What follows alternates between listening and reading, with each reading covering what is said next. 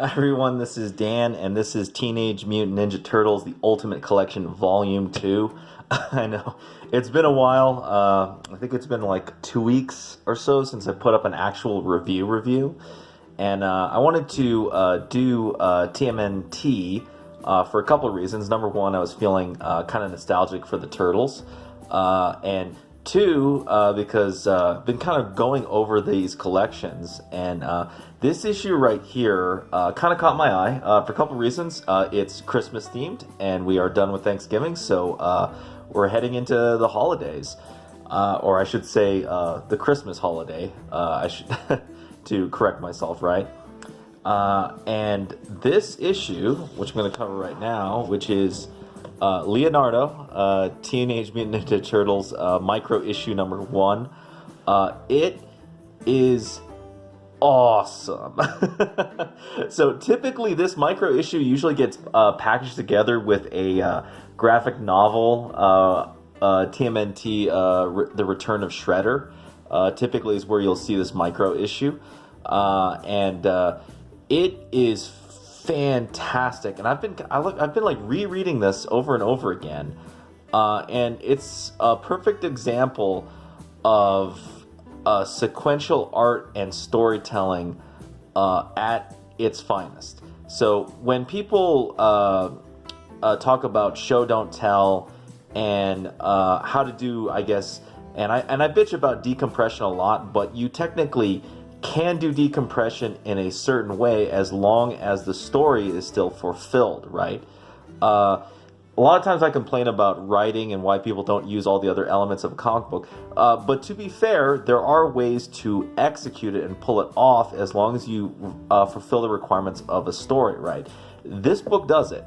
And if you're one of the types that you have to do the decompressed style, you got to do that just pure visual slow pace, even though this is without doubt not a slow pace, this is what you want to look at. This issue is amazing. I freaking love it. I think I've reread it like 8 times for the last couple of weeks because I just can't stop looking at this issue. And it's not because the art is amazing. If you think about it in terms of illustrative quality, the art in this book is actually nothing really to be, impressed by. But in terms of sequential art and storytelling, this art's amazing. Look at this opening right here. So you get this great perspective view of just rooftops and everything. You see 2 katanas and a Ninja Turtle. Very obvious this is Leonardo. You can see little icicles right here. So this is snow. It's cold. It's December. And then you get this opening right here where Leo, is that you? This isn't Leo, obviously. This is one other Ninja Turtle. We don't know what Ninja Turtle. But we open up and a bunch of fucking ninjas jump Leo on a rooftop in the snow, and then in the bottom panel, what's going on is the subplot, right? So the other turtles are coming back, and then you find out, okay, this is Michelangelo, this is Raphael, this is April. You notice how in 2 pages, and by the way, this is how you do a dialogue-driven story, right? Like if you just look at the art, because there's no visual way to tell which turtle is which other than their weapons, especially in this particular panel, they don't have their signature bandanas, and they don't have their weapons, so you got to use dialogue here to tell people who is what, right? You can infer April to a degree, but the dialogue tells you everything, right?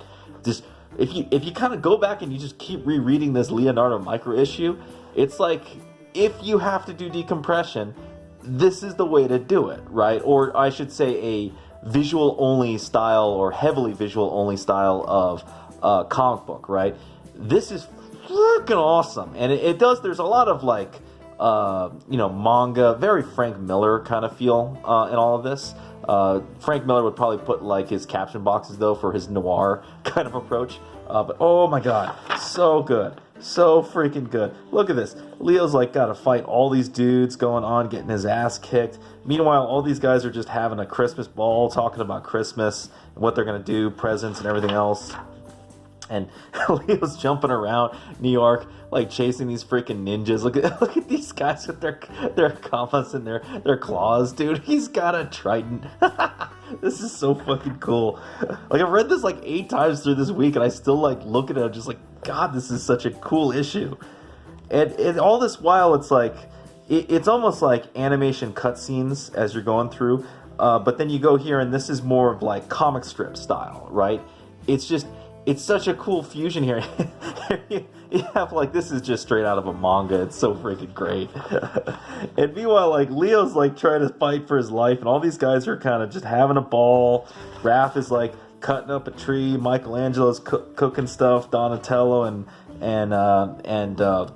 Splinter just, you know, are just chilling. Leo, it's got a fight. One of his swords get broken.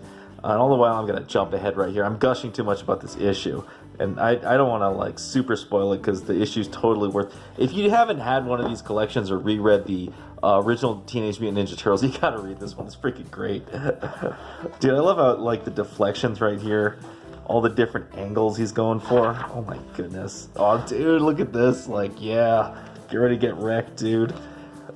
He's got to dive into some dumpsters and stuff. Meanwhile, like, the real thing that is worth talking about, and I don't even know why I'm worried about spoiling. This is such an old comic, it doesn't really matter. This is great right here. They got the effects for the snowfall. He gets tossed, you know, into a ditch, and then he, you know, rolls around. The ninja suddenly stop, and he's like, "What the hell?" And then you get a nice little Bill the Cat skit right here, and then he looks over. Check this out. He looks over. Eyes pop open. Oh shit! If you have to bring back a villain, this is freaking fantastic. Leo basically gets jumped. He gets basically harassed in the snow, in the cold, like up and down New York City to find out the guy that he thought he killed is freaking still alive, and the guys are about to get their shit wrecked. Oh my goodness. Oh, I love this. So this is part of a bigger issue, right? And if you think about it, the story does kind of, the subplot, I should say, gets visually finished in this issue. When you're introduced, Leo's on a rooftop training, and he gets jumped by ninjas, and you're like, okay, that's a conflict. He's got to defeat these ninjas, right? And the resolution is he finds out, you know, in a bigger plot, Shredder's back, and he's got to run back and tell everyone else what happened, right? So, in a way, still decompressed, but done perfectly well. And this is how you want to do it, right? It'll lead you right into the Return of Shredder, which is a freaking awesome issue. That's TMNT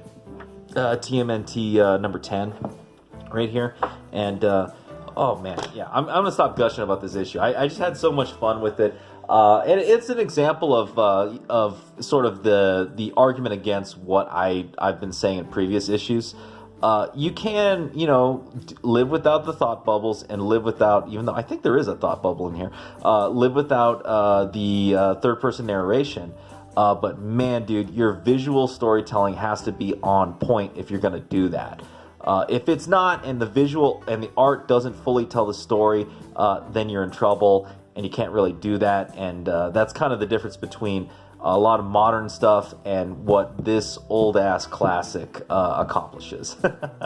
Anyhow, let's get to the art. I kind of got inspired by this, and I this time around, I focus less on illustration and more on visual storytelling, right? So here you got a rooftop scene.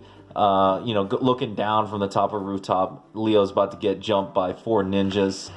Of course, he deals with one, deals with another, gets shot by an arrow with one. Almost looks like he's in trouble till he, like, grins it out and deals with it.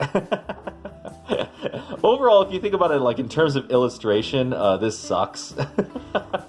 Like, the detail's pretty bad. I don't think I even have the perspective right in here.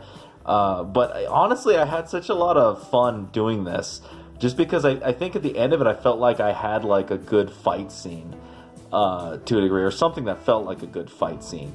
Whereas everything else felt like I was just putting 3 pictures together. This felt like I was actually doing something like a story. Again, you know, illustratively, you know, art-wise, still sucks. But I felt like I told a story, which was kind of, to me, the important part, and also I had a lot of fun drawing this.